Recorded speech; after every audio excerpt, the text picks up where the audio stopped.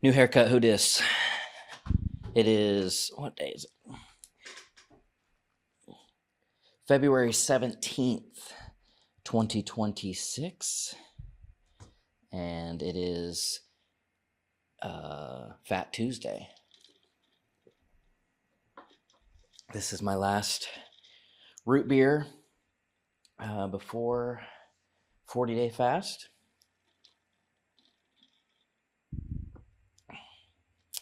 And I'm enjoying it.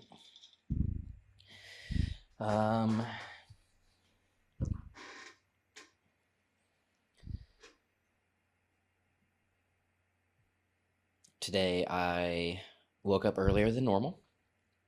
Well, I woke up earlier than it has been than my most recent normal. It's actually normal time in the grand scale of my life, but I was at the coffee shop by 7:30, and I journaled for a bit and journaled one page, and then I talked to my friend Carl for a bit, asked him if he is doing Lent, and he wasn't, but he was curious and interested in what I thought about Lent, and I shared my thoughts. He was appreciative of the way that I express what Lent is to me. I got this haircut at 9, and then went back to the coffee shop for almost 2 hours and just worked on some things that I needed to work on for the church. Then every third Thursday of the month, we go to 61st and Peoria and just hand out 80 to 100 free lunches. We get it Brahms hamburgers and put it in a bag, and with some like little water and some other snacks. And it does have info about City Church and the Spanish speaking service or Spanish speaking church, I-61, that meets in our building. And Filling the Void ministry also has a little insert in there. And we've been doing that for 3 years or so. And Pastor Matt and I do it. I can't remember. There's probably only been a couple third Tuesdays of the month that one of the two of us couldn't make it. So we've been doing it together for a long time, and we both love doing it. It's fun. Normally whenever you walk around anywhere, you don't have a reason to talk to anybody, I suppose, or to nothing breaks the ice more than, hey, I'm giving out free lunch. Do you want a Brahms hamburger? I don't get to walk around and do that in anywhere. And then especially when you're in not your neighborhood, you're walking into somebody else's neighborhood, and to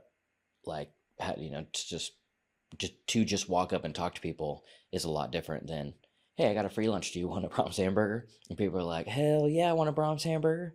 And so we just walk around and get to have great interactions and conversations, and also get to feed people. And the community at 61st and Peoria are very grateful, very thankful to be offered a meal. And we've started recently going to Savannah Landing and just walking around the apartments. And it's not sandwich by sandwich. When we walk around the apartments, it's how many hungry people do you have? And, it's always, I got me, my brother, my 2 nephews, and my wife. And, so we're handing them out 4 or 5 at a time. That was a real story from today, whenever I asked if this guy had any other hungry people with him. But also there are people who the kids attend City Church, and we get to interact with their parents and give them free lunch and feed their family for the day, for the meal at least. And yeah, um,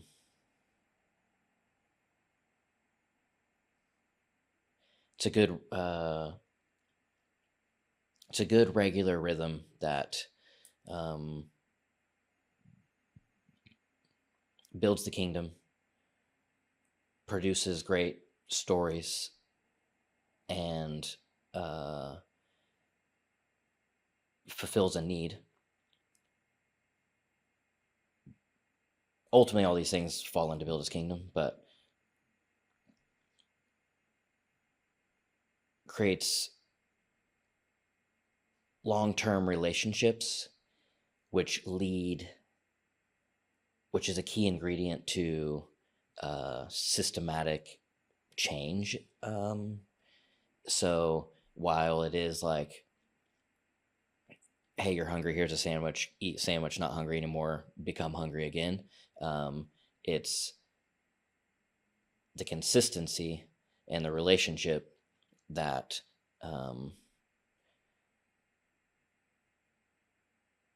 could alter any of these people that we interact with. It could alter the trajectory of their life. They have somewhere they're currently going, and it might be because of gravity, that whenever we interact with them, it slowly tilts the trajectory that they're going, and maybe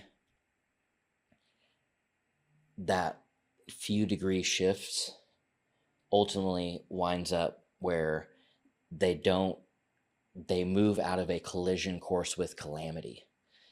And we may never know that, but it's a beautiful thing to be a part of, and I enjoy doing it. I am going to be picked up here in a little bit by my friends Monica and Cooper, because they are celebrating Fat Tuesday, and ultimately they have on loan, I guess, a old classic convertible, and it's a beautiful car, and these two people in this car is like, who's directing this movie? Like, where are the cameras? This is just happening in front of us in real life. And we're gonna go, they're picking me up, and I gonna go hang out with them, drive around, and then we're all gonna go to Mercury Lounge for King Cabbage. Brass band is playing Fat Tuesday, and having a Fat Tuesday party. And I'm very excited about that because I love dancing, period. We know this. I love dancing to King Cabbage because I love dancing to live music, and King Cabbage plays very danceable music, appropriately danceable music that lots of people agree they would like to dance to. So I'm never alone. And in the sense of live music, there are so many instruments on stage, and each one is so groovy that there's an infinite amount of things to dance to. And that's my review submit. And then it's at one of my third places. So my communities coming together at one of our local watering holes to listen and dance to the best brass band on, this side of the Arkansas and beyond. So yeah, I'm excited about that. That did remind me, and I don't know if I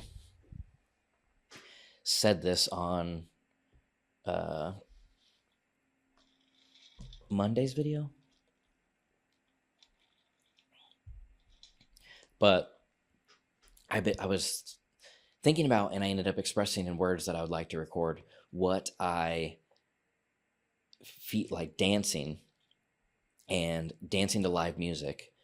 Firstly, I want to make a patch for my Carhartt jacket that says "Sex is great, but have you heard live music?" And that would be a perfect patch for me. Uh,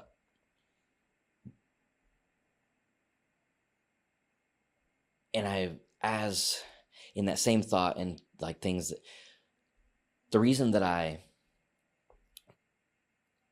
want to make that patch is because I love dancing, and I love dancing to live music. DJs, it took me a while to acclimate myself to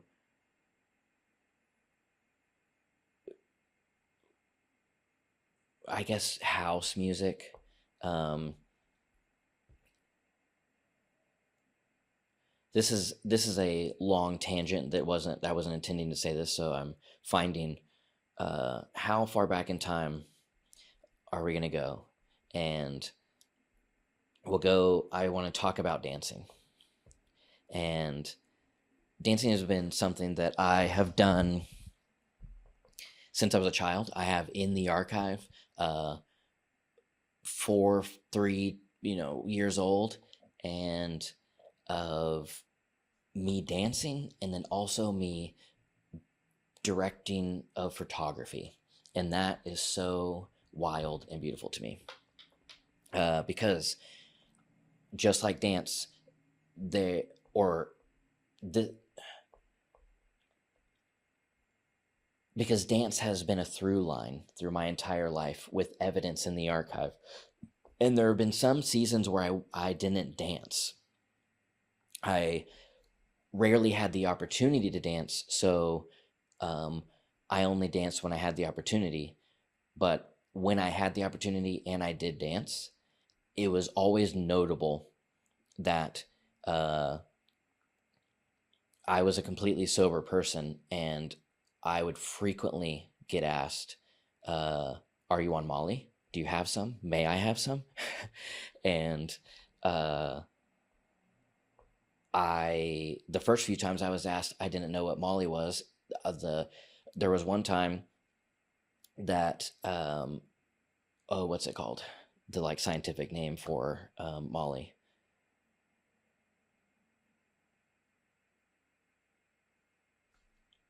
I forget what the proper name of it is. The non-slang.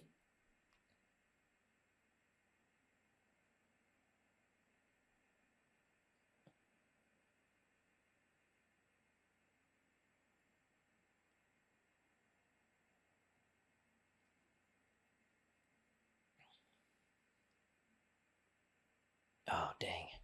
I have to look it up, and I hate to look it up because I know what it is.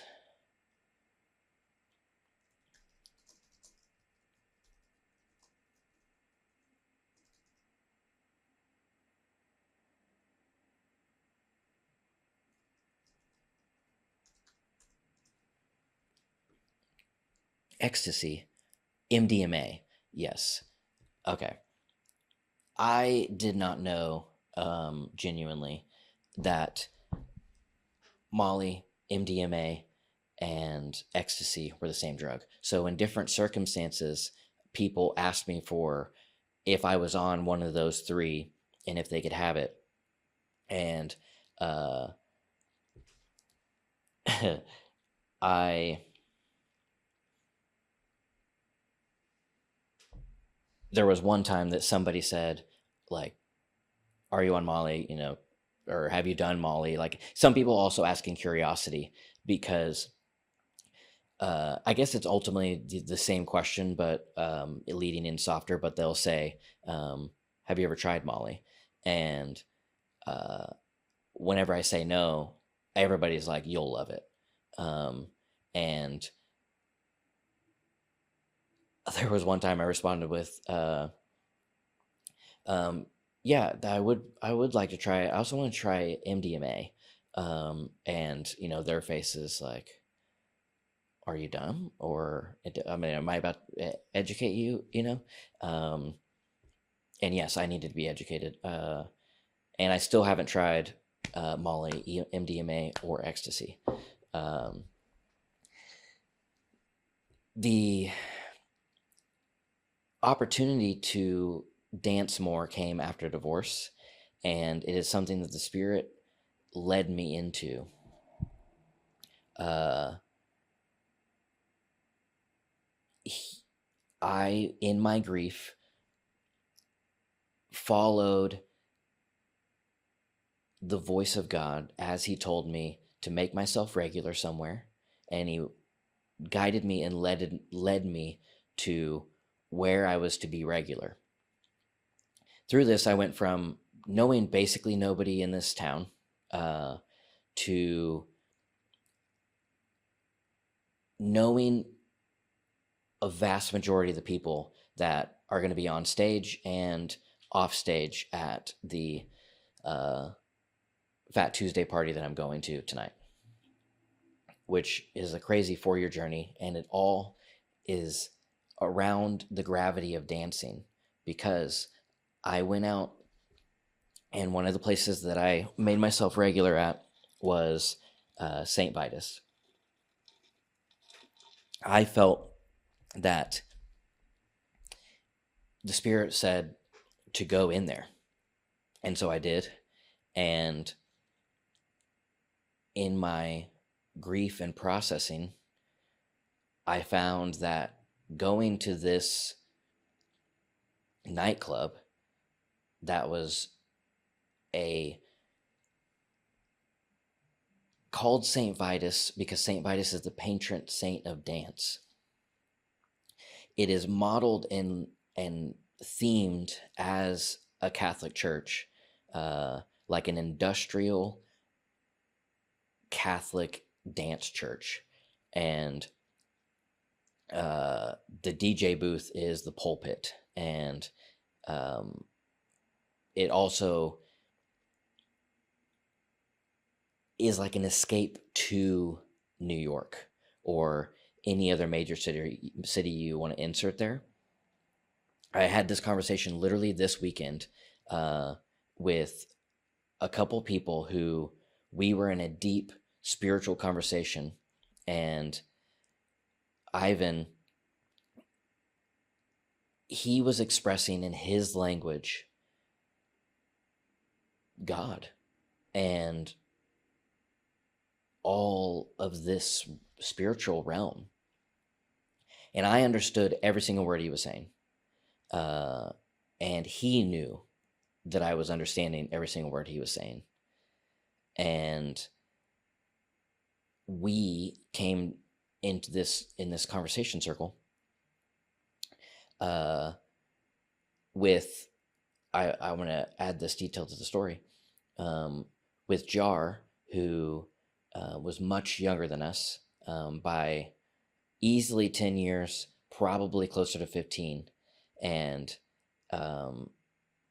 Jar was just listening in to this conversation. And we end up on the dance floor after the conversation, and I'm dancing and boogieing. And Jar says, not only is he good with words, but he's good with dance too. And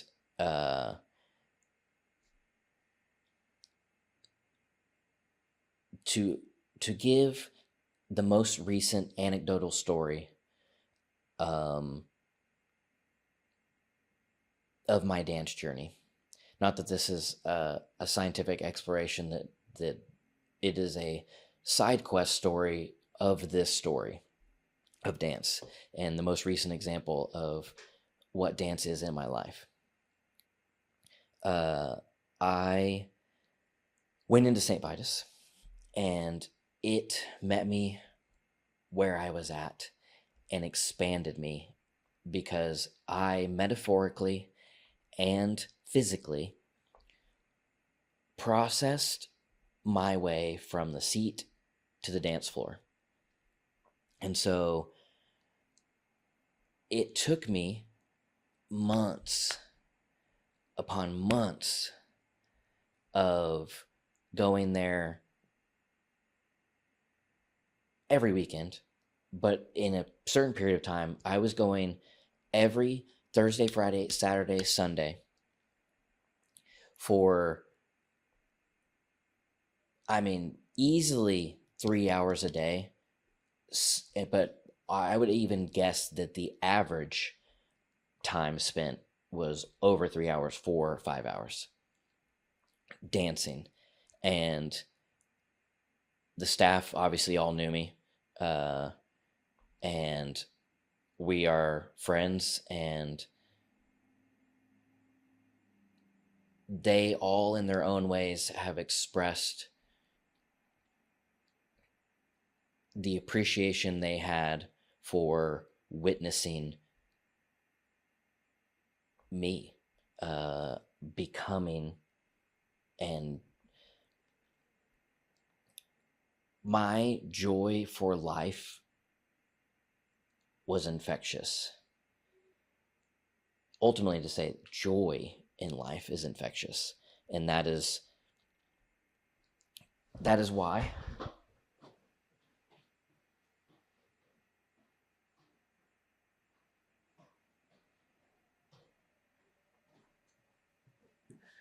trying to find if I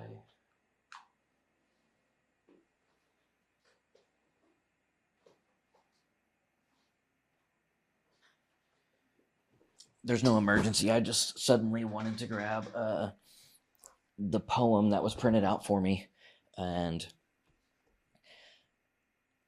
I'm going to pull it up so I have it.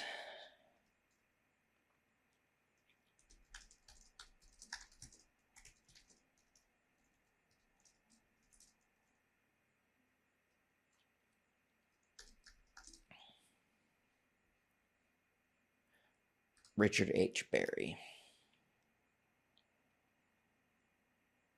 I'm just going to read it now. It's called May I Have This Dance. It isn't all bad, this desire we have to work, work, work towards some grand healing of this world. It's just rather ironic. We want to work for God while He just wants to work. Oh man, I need to start over. I'm in my head a little bit.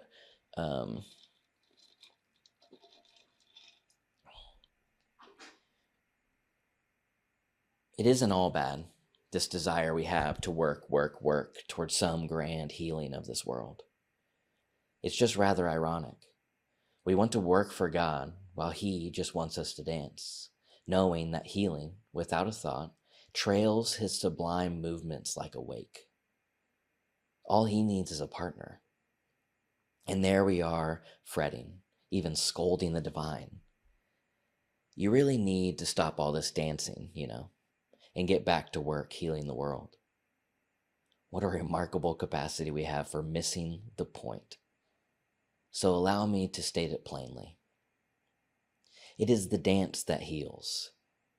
And the look in God's eye, not to mention the deep breath He just took, tells me He's almost done mustering the courage to ask you, may I have this dance? Yeah, that's a great poem. And what's awesome is one of the older ladies in our church,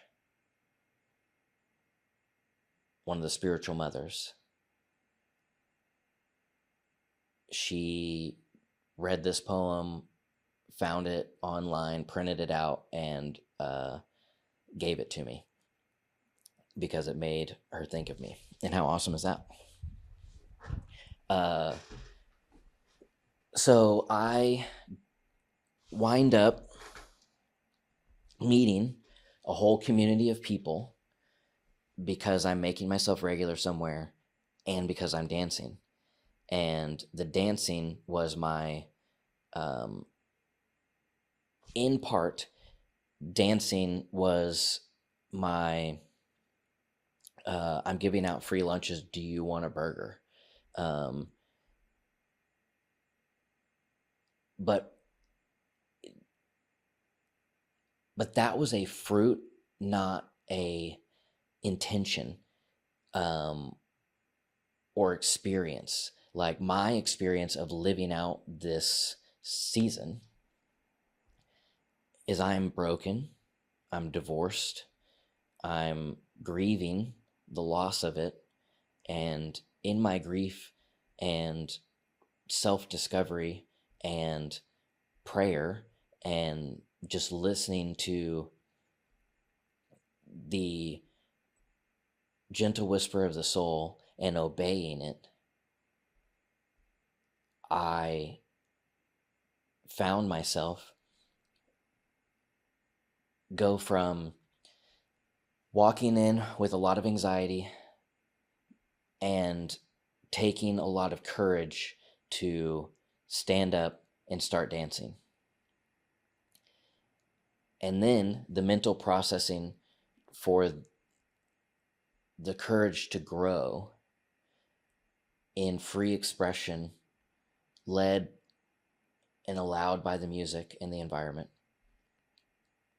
until I arrive at walking in with free flow confidence, being the only person there, saying hey to the bartender, the DJ, and then dancing my little arse off, like until I'm in a sweated frenzy, and I'm literally the only person in the room. Then other times where there's also fellow dancers, and then times whenever it's the whole church shows up and we've got a lot of people all in their own story, and we all find commonality in the beat.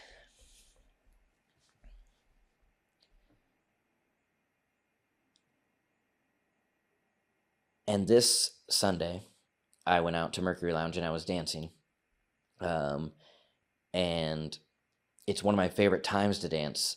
Sunday after church, it's warm and the sun is out, and a bunch of people in the community have gathered, and there's a live band playing, and it's socially appropriate to dance, and we do.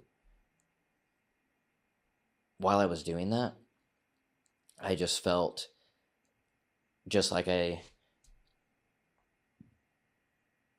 just felt the language come together for live music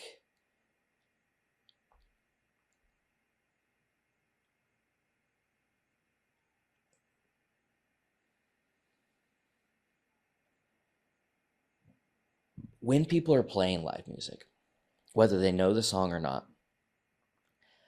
whether they're jamming or they know they're playing a song, each musician is individually trying to find the pocket of in it, while the others are finding the pocket. And then whenever you get in the pocket together,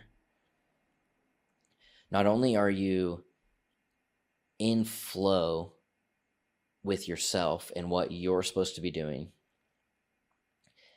or what you can do and you're expressing within the boundaries,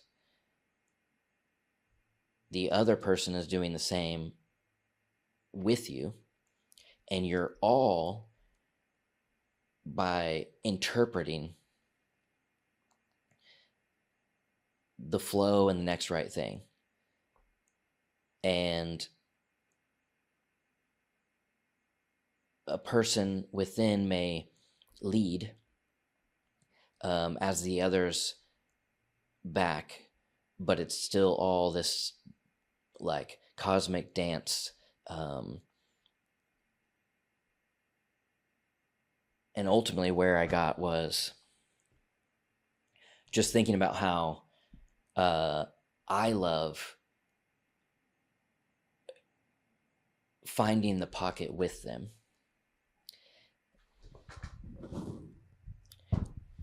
I love finding the pocket with them and then letting it move my body, letting my body express what is happening in each of the instruments and then in the collective.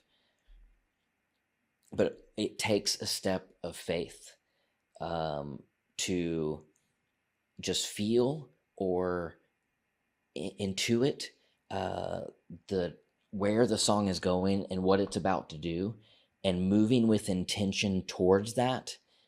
And if your intention is right, it's almost like this is how we practice it. Of course, other times the move with intention isn't really right for what just happened in the song. And but just like jazz and what they say about jazz, the second note like determines if it was wrong. So you can move toward intention, play the wrong note, but if it's the next note that it determines, and you flow with that. And also for me, it's like staying committed to the bit, where I'm in this song from beginning to end, and if I get something wrong, I just have to incorporate it into the flow, and come like essentially back into the pocket. I don't know if that's the truth, because I don't know if the incorrect move was outside the pocket that I needed to return to, but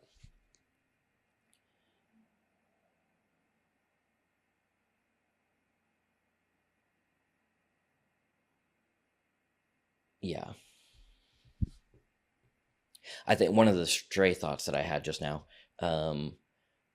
is I'm talking to myself. I've been wondering in my journaling and in this, like, who am I talking to? And I think ultimately I'm talking to myself. That feels the most true. And when I'm talking to myself, I want to speak with the most truth. There's live no lies. And I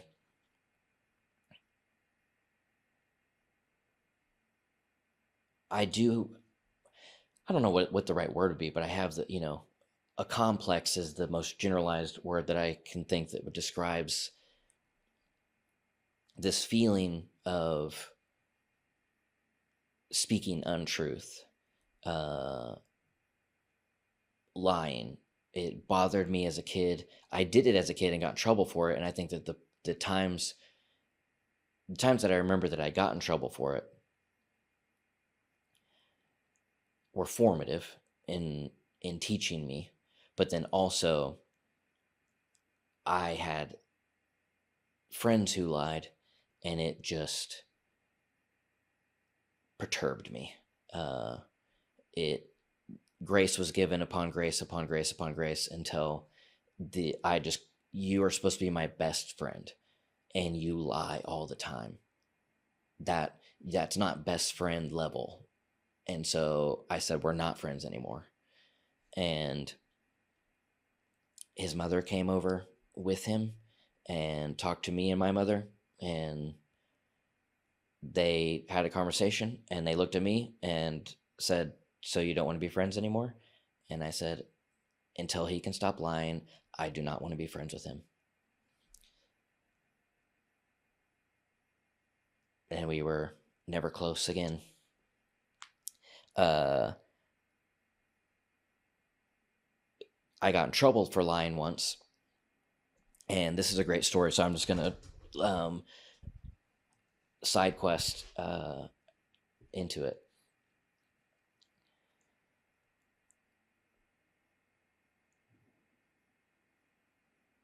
I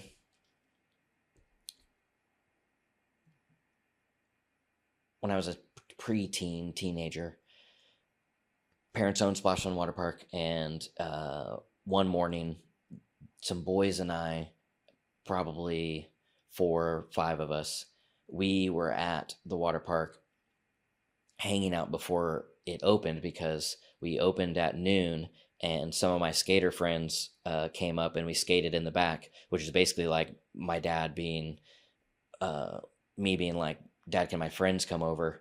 And lets us run around and do whatever we wanted before it opened. And this particular morning, we are going down the big tube slide, and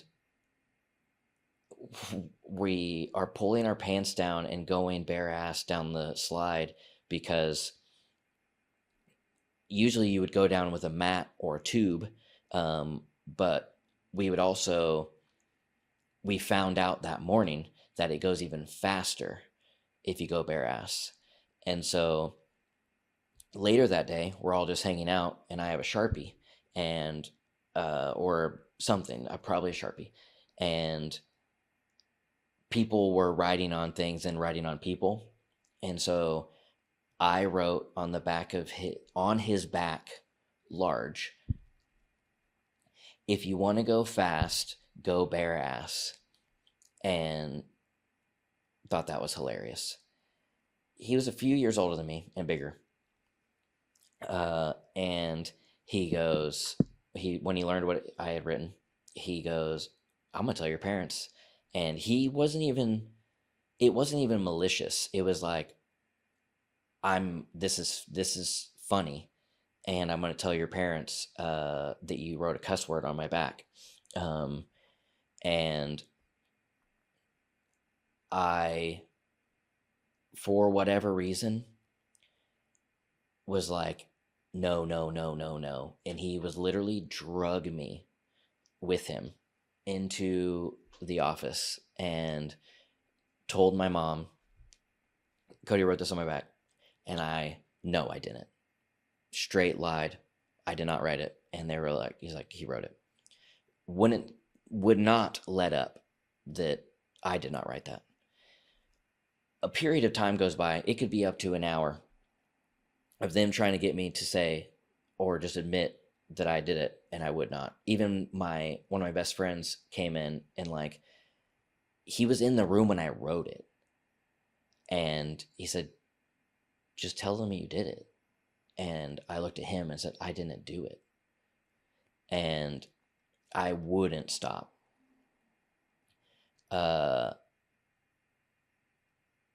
Then my mom said, "Okay, if he did it, this guy," so I needed a scapegoat, so I accused somebody else of writing it.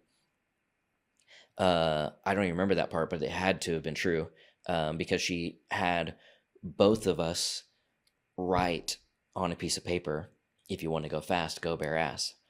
Actually, she didn't even write that. She just wanted us to write the word ass. I'm like, okay, write it different. I put my pen to the paper, I start writing, and it looks the exact same. Like, it's like comically the exact same. And I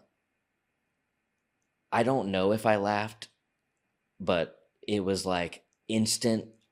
The A is completing, and I'm like, no. So I got in trouble, and I got in big trouble. One of the core memory part of the punishment is that there's concessions at this water park. And so, at least once a week, a large shipment of multiple dollies full of frozen fried food and all kinds of things. And they all come in boxes, and we have this pile of boxes in the back that all need to be box cutter broke down and flattened and put in the dumpster or the recycle or whatever it went.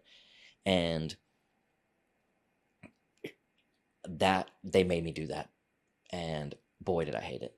But then my mom, this is the most impactful thing, is before I had to do that punishment, she told me, if you would have just admitted it whenever he came up here, I would have just said, don't do that. And then you would have gone and played. But instead, you lied and went through all of that. And now you're breaking these boxes down. And so I guess I was just like, that was the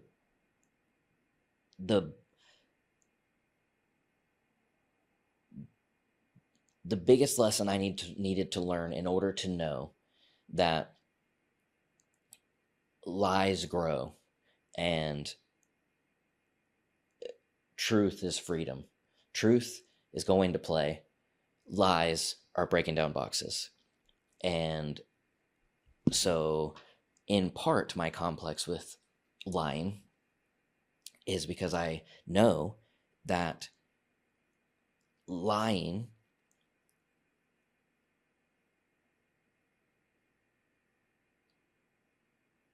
leads down a different lying does not lead towards freedom. That every lie is a step away from freedom. And so I practice telling the truth. I had a company called Fake for a moment. I had a clothing company called Darby and Dash for a moment, and then at the end of coming to realize that this clothing company was inauthentic to who I really have grown into, and I don't really like what I'm making. I don't like the stores that I'm in. I don't even really like the people that I'm selling to necessarily. And I felt that I was operating inauthentically, even though this thing was getting more and more successful.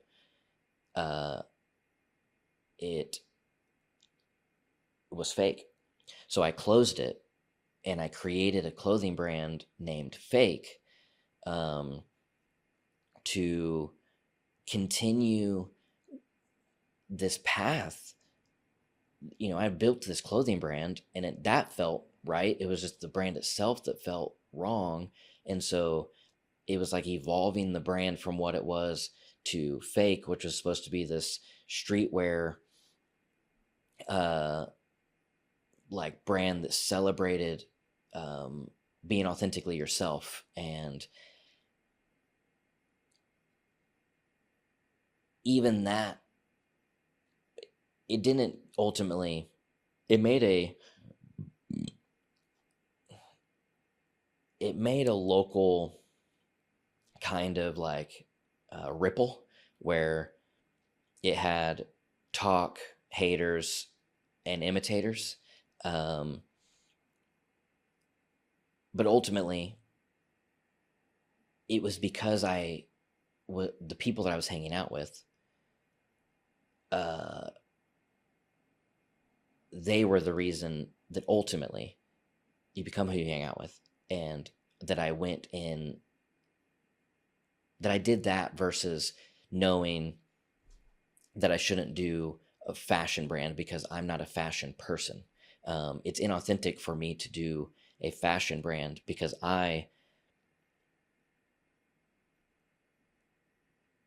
understand the art form of fashion, but ultimately fashion, because everybody has to wear clothes, has been co-opted by capitalism and consumerism to make you feel as though you need to buy more.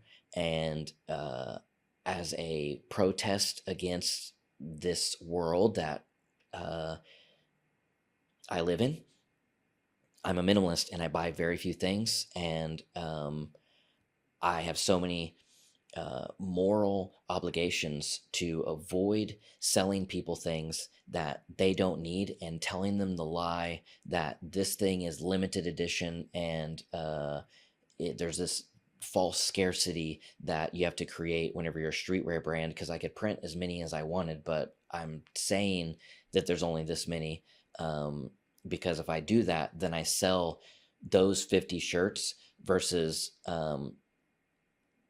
not versus ordering 50 shirts and just being able to reorder at any moment. I sell 20 shirts, and um, the psychology of limited runs, and like, it's just market manipulation and ultimately attention manipulation, and ultimately a lie. You do not need this. It is not limited. Um, but it has to be created in order. I'm not even saying ultimately, I'm criticizing the big system. I'm not even criticizing those who finesse that system in that way and have small brands and make a living for themselves, instead of digging for coal. Um, I'm just expressing that I can't do it.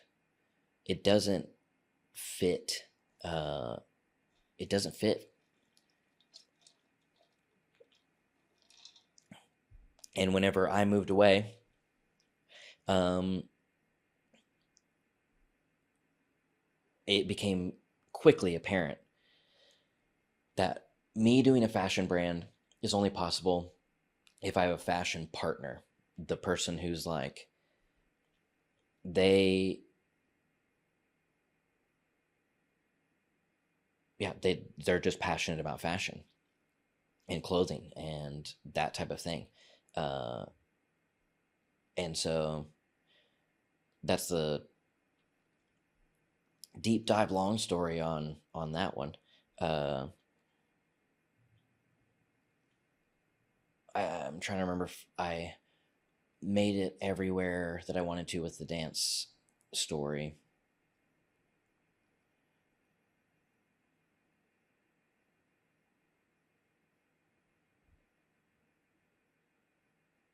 Yeah, I mean, it was told in its entirety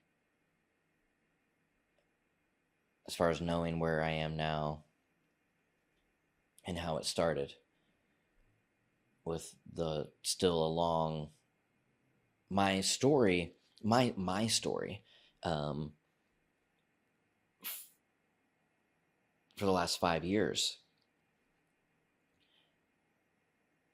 has been like a dance, and I could even use dance to tell you that it's a cosmic dance of a spiral ever ascending and growing,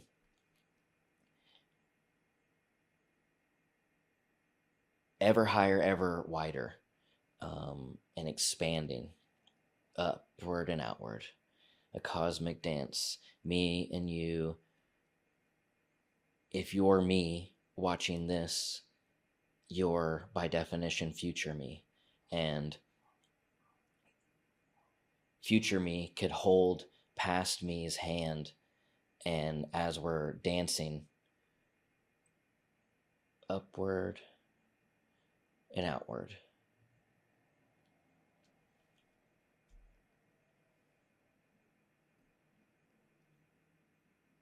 I that is one thing that I want to pursue doing during Lent, is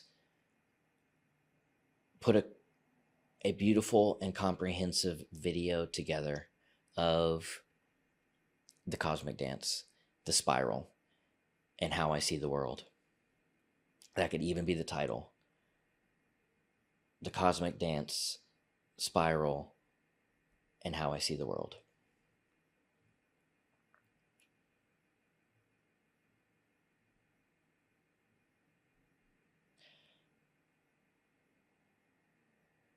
Could be the title as the keyword there.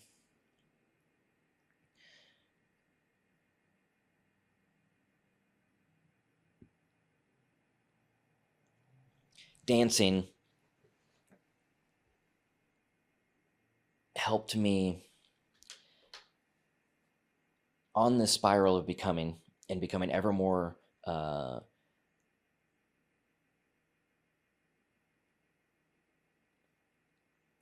open as a person. Dancing opened me up to everything it did internally, both, and externally with St. Vitus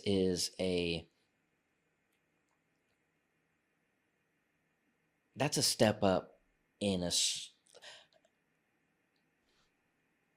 I never went out in New York City. I never had a nightlife. Whenever I was married, she was not a nightlife person, and we were so codependent that I didn't go out and explore that on my own.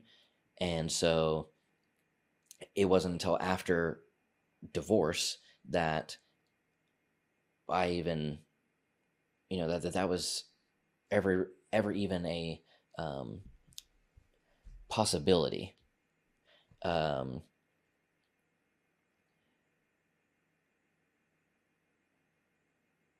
I am trying to express that St. Vitus isn't the easiest place to just walk into and feel normal. And so it was like a crash course in walking in and feeling normal.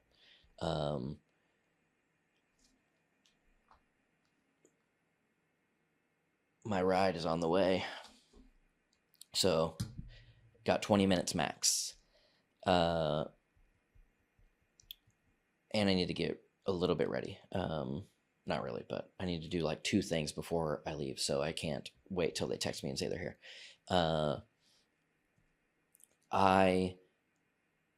It was a crash course in showing up and being myself, not feeling anxiety, which didn't start at Vitus. It started at McNelly's, because this is where the Spirit was leading me to go out and to do this alone. And I live downtown, so I was walking around my neighborhood looking for a place to go eat. And going into a place and eating by yourself is its own thing. Going into a bar, I've never done the bar scene. I don't know, like, you just like walk in and sit at the bar. Like, I just, the unknowns, there's no person with me who's like a seasoned person, and I can like just go with the vibe and then learn how learn by watching. I just had to kind of like learn by doing. And so, and that gave me, I walked around downtown for an hour, walking by McNelly's multiple times before finally I walked in. And I just walked past the host, and took an empty bar seat and sat there,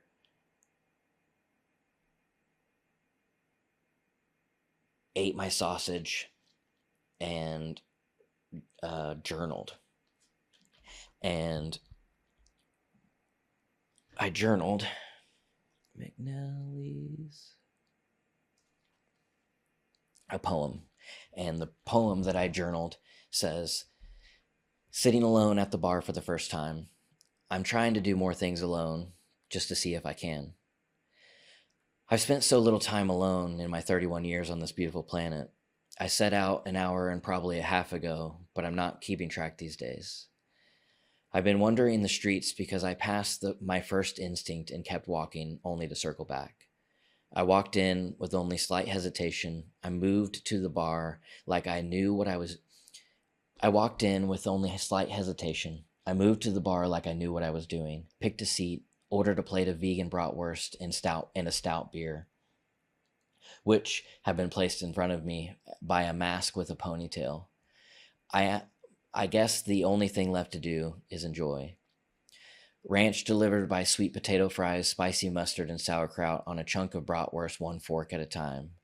Staggered with bites of sourdough while listening to an interesting answer to an uninteresting question that neck tat on a Tinder date asked the bartender as she waits. But she trailed off as the patron's eyes glazed and turned back to the purchaser of her drinks. It was something to do with nitrogen and CO2, or the lack thereof, being a defining characteristic of the Guinness I'm halfway through. Call me an Oklahoma boy if you wish, but man, I do love ranch. I wouldn't make a good bartender, though. First, I don't look good in overalls and baseball tees. Second, I have a hard enough time talking to stupid people, let alone drunk and stupid. But I suppose we all have to make our money somehow, and this poem cost me $17.84 plus tip. I'm going to read that again for a clean, because I haven't read that in maybe since I wrote it. So that was October 7th, 2020, which is why the bartender's wearing a mask. But let me tell.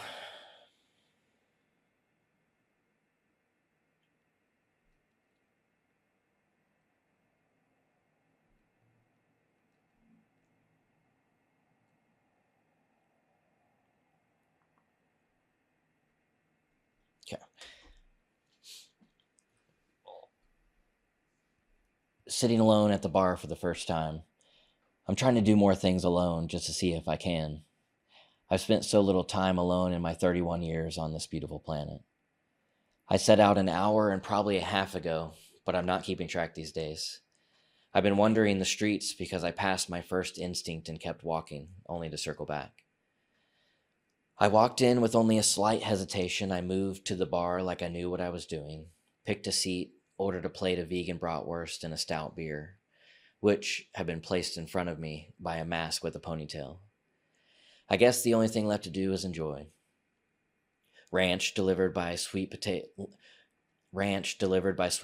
fries, spicy mustard, and sauerkraut on a chunk of bratwurst, one fork at a time, staggered with bites of sourdough while listening to an interesting answer to an uninteresting question that neck tat on a Tinder date asked the bartender as she waits. But she trailed off as the patron's eyes glazed and turned back to the purchaser of her drinks. It was something to do with nitrogen and CO2, or the lack thereof, being a defining characteristic of the Guinness I'm halfway through. Call me an Oklahoma boy if you wish, but man, I do love ranch. I wouldn't make a good bartender, though. First, I don't look good in overalls and baseball tees. And second, I have a hard enough time talking to stupid people, let alone drunk and stupid. But I suppose we all have to make our money somehow, and this poem cost me $17.84 plus tip. McNelly's, October 2nd, 2020. So, yeah, I haven't read it since October 7th because that was the last time it was open, and I wrote it on the 2nd. Still didn't get a full clean read, but oh well. Editing is a thing. That's one way that I am approaching these video journals, though, is that there is no editing, which is helpful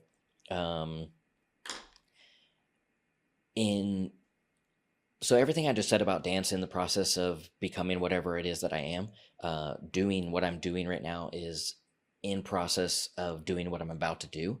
So this is helping me by recording these videos, that knowing that they're going to be unedited beginning to end and public at some point in time, just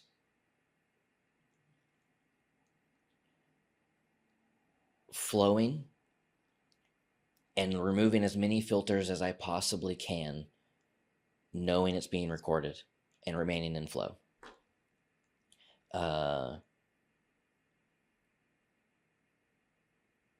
Yeah, because that's its own journey. I mean, talking to the camera is its own journey. Talking to the camera, but also knowing that while I'm talking to the camera, I am editing this. So like all the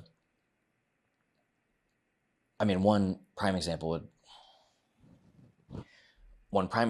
would be just the fact that in this hour long, there's so many ums and so many long pauses and thinking of what word I want to say and um, trailing off into thought to find where I want to take the story and all kinds of things that ultimately clip all that out and put it all together, and then it's one free flowing thing. I often will record multiple takes over and over and over again, so that the first takes are me writing it because I'm not scripting it, I'm just saying it.